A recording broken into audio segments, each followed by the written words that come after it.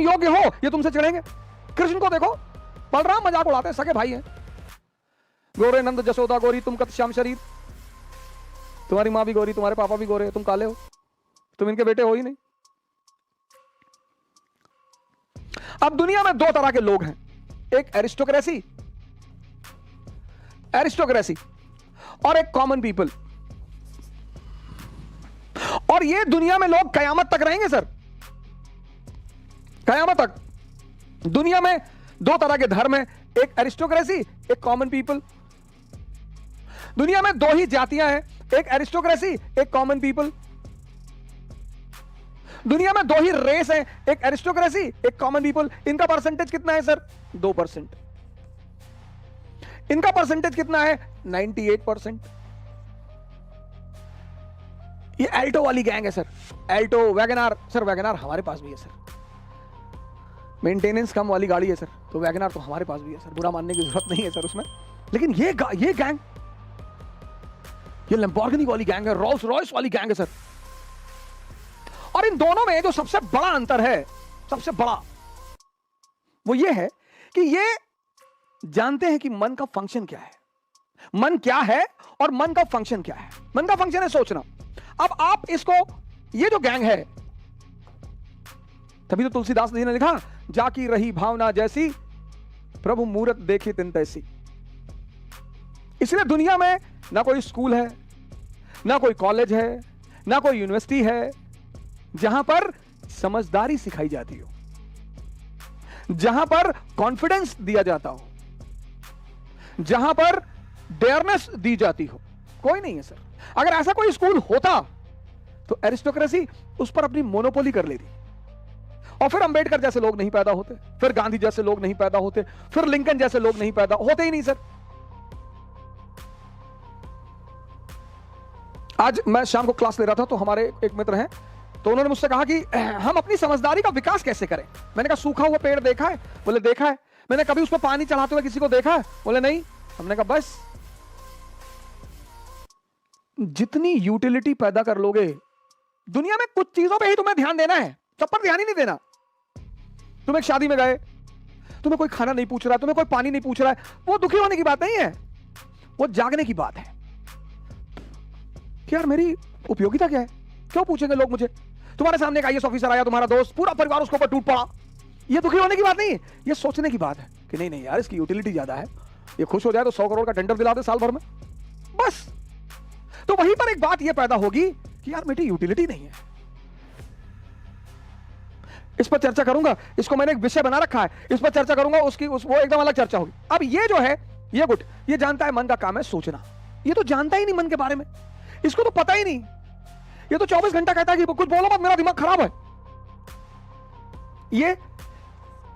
ये पढ़ता है फ्रंट लाइन, ये पढ़ता है इंडियन एक्सप्रेस, ये पढ़ता है रीडर्स डाइजेस्ट, ये पढ़ता है सत्य कथा, ये पढ़ता है मनोहर कहानियां। पढ़ते दोनों हैं सर, पढ़ते दोनों हैं सर, पर डिफरेंस है सर। ये सोचता है अंतरराष्ट्रीय संबंध, इंटरनेशनल रिलेशन, ये सोचता है पॉलिटी, ये सोचता है स्पिरिचुअलिज्म, ये सोचता है सेक्स, ये सोचता है फूड, ये सोचता है पैसा। सोचते दोनों है सर।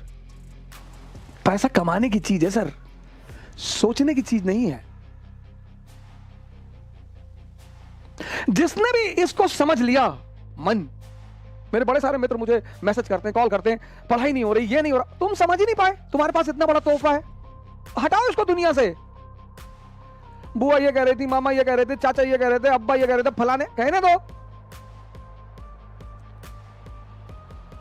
तुम्हें एक बार सन्यास लेना पड़ेगा। राम को लेना पड़ा, मोहम्मद को लेना पड़ा, जीसस को लेना पड़ा, बुद्ध को लेना पड़ा, महावीर को लेना पड़ा, जनक को लेना पड़ा, कृष्ण को, तुमको भी लेना पड़ेगा अगर तुम महान बनने का सपना देखते हो तो। अगर तुम्हें नौकरी की तलाश है, तुम अगर सिर्फ नौकर बनना चाहते हो कि ना भैया एक नौकरी हमको मिल जाए भैया, हम शादी कर ले भैया, हमको जो है बस एक बीवी मिल जाए और पिंटू चिंटू मिल जाए भैया, और हम 2 BHK फ्लैट। हम ज्यादा नहीं सोचते भैया। हमारे एक मित्र हैं, हमसे कहते हैं कि हमें हवस नहीं है पैसे की, हम पैसा नहीं कमाना चाहते।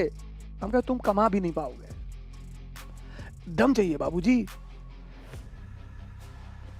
मैं पिछले एक इंस्टीट्यूट में था, तो जब मैंने उसे छोड़ा तो मेरे मित्र हैं, उन्होंने कहा कि खत्म हो जाओगे। मैंने कहा हम विद्रोही हैं, करते हैं खत्म। इतिहास पढ़ा है हमने, हिस्ट्री थोड़ा सा ही पढ़ा है, ज्यादा नहीं पढ़ा है, 2-4% ही पढ़ा है। लेकिन जितना पढ़ा है ना सर, उतना समझा है। कम पढ़ा है सर। मैं बहुत ज्यादा पढ़ा लिखा आदमी नहीं हूं, यह बात मैं एक्सेप्ट करता हूं।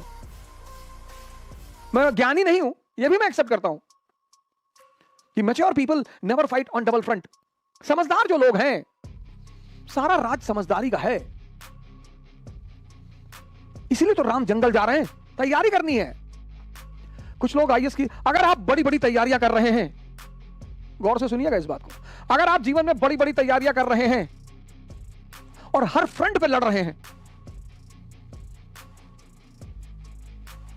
हमारी माता जी हैं, एडवोकेट हैं गोंडा डिस्ट्रिक्ट में, बड़ा परेशान रहती गांव के लोगों को लेकर।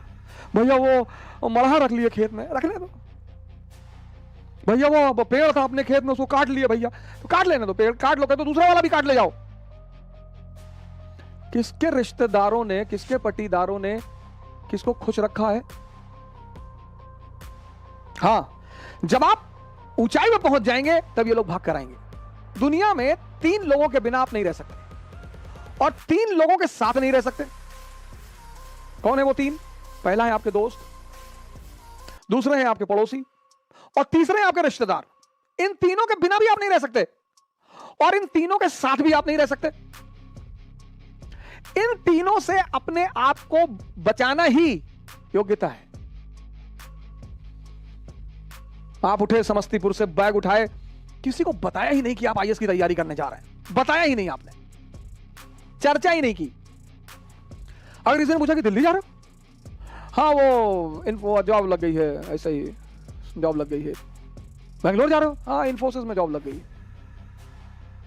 जब तुम अपनी महत्वाकांक्षा किसी को बताते हो और तुम योग्य होते हो, तो जलन पैदा होती है। यह मानवीय प्रवृत्ति, ऐसा नहीं हमारे में होती, तुम्हारे में होती, सब में होती है, सब में।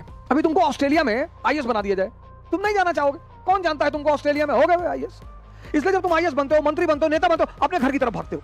जितने लोग बंबई में कमाते, दुबई में कमाते, कमा वहां रहे हैं, मकान बनवाते हैं गांव में 2 बीघे में, हाँ बड़ा मकान, बड़ी बड़ी दीवारें और करीब 1 बीघे में मकान, और ट्रैक्टर खड़ा हुआ है। क्यों? क्योंकि वो जो पट्टीदार हैं आपके, वो डेली उस मकान से गुजरेंगे और डेली मरेंगे।